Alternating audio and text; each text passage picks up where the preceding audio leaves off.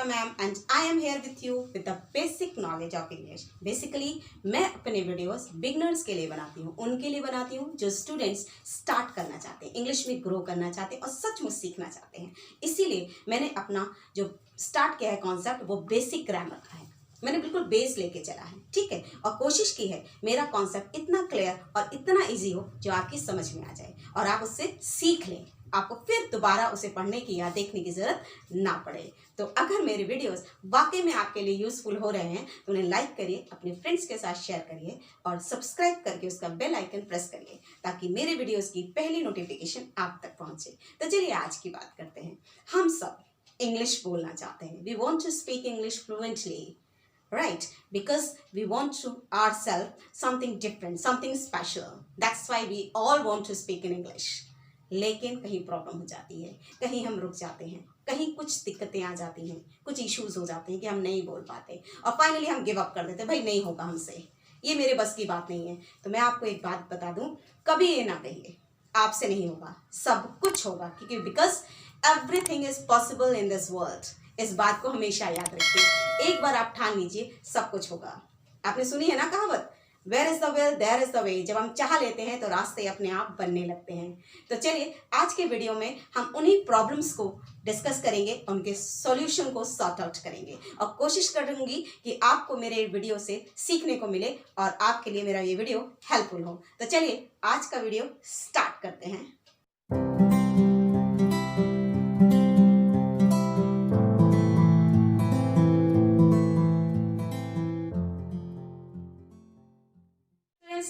आज की क्लास हम स्टार्ट करें तो मैंने आपको पहले ही बताया था कि आज हम लोग आपकी प्रॉब्लम्स को सॉर्ट आउट करने जा रहे हैं। प्रॉब्लम्स कहाँ आ रही है, दिक्कतें कहाँ आ रही हैं, ठीक है।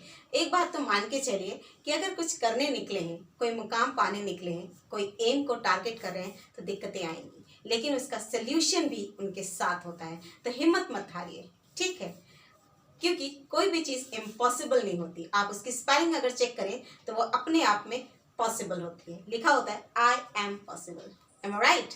चलिए आगे स्टार्ट करें।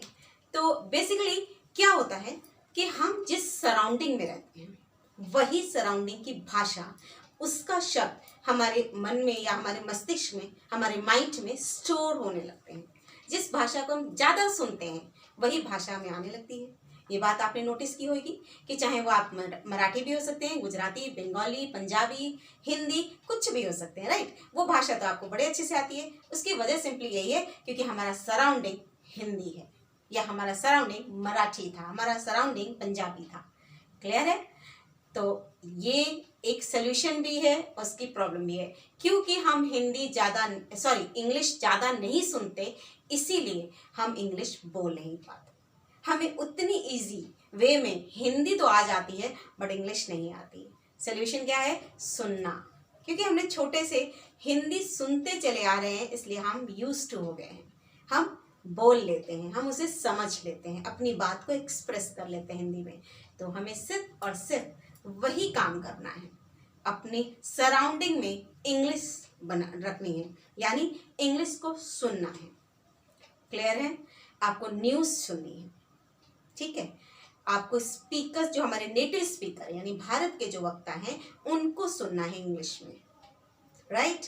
कुछ ऐसे प्रोग्राम्स सुनने हैं जिसमें लोग इंग्लिश में बोल रहे हो, इंग्लिश में वार्तालाप कर रहे हो, डिस्कशन कर रहे हो। क्लियर? कोशिश यही करनी है कि ज़्यादा से ज़्यादा इंग्लिश को सुनना है। तो मेरी पहली बात, पहला सोल्यूशन क्या है? लिसनिंग। तो अपनी लिसनिंग पे जोर डालिए, ठीक है, सुनना शुरू करिए, ज़्यादा से ज़्यादा इंग्लिश सुनना शुरू करिए, राइट। चलिए आगे स्टेप पे चलते हैं। दूसरी बात, हम हिंदी बोल क्यों पाते हैं, इतनी इजीली कैसे बोल पाते हैं? क्योंकि हमारे पास शब्दों का भंडार है हिंदी का, यानी हमारा जो भी रीजनल भाषा है उसके शब्द का भंडार है हमारे पास। बहुत सारे शब्द हैं हमारे कलेक्शन में, हमारे माइंड में, तो हम कुछ भी बोल पाते हैं, कुछ भी समझा पाते हैं दूसरे को। लेकिन हमारा इंग्लिश का शब्दकोश छोटा है, वो कम है। दूसरा सोल्यूशन, वोकैब। क्या?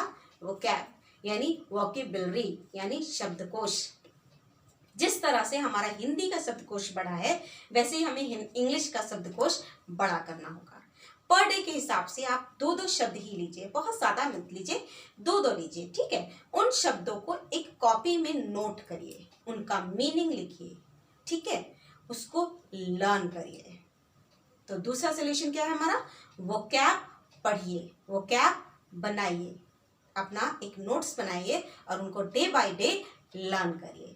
तो इससे क्या होगा कि हमारा शब्दकोश बड़ा हो जाएगा। जब हमारा शब्दकोश बड़ा हो जाएगा तो बनी सी बात है, हम कहीं नहीं अटकेंगे, हमारे शब्द कम ही नहीं पड़ेंगे बोलने के लिए।